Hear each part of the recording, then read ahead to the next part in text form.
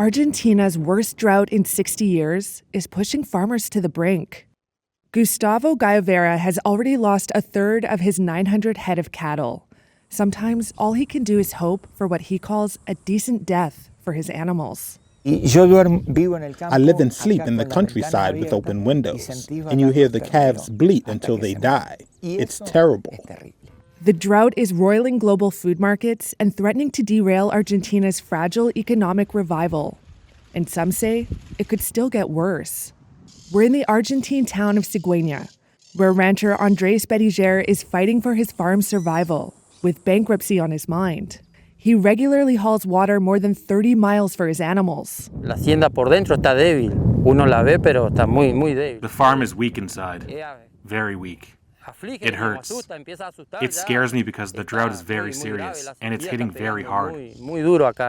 The lack of rain is linked to the La Niña climate phenomenon, a cooling of the equatorial Pacific that cuts rainfall in parts of Argentina. The South American country is a leading world exporter of soy oil and meal, as well as corn. Wheat and beef are also key. Experts say the economic hit of the drought to producers could be past $10 billion. That's due mainly to a drop in exports. Christian Russo with the Rosario Grains Exchange says the harvest is shaping up to be the worst in 2 decades.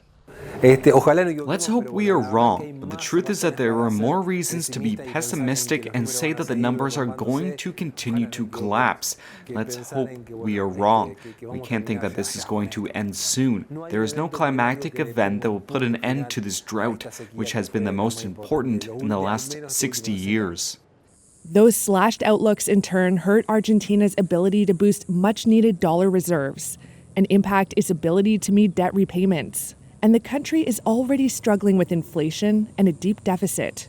The government has rolled out some tax relief measures for farmers, but farmer Gustavo Gaivera says a broader solution is needed.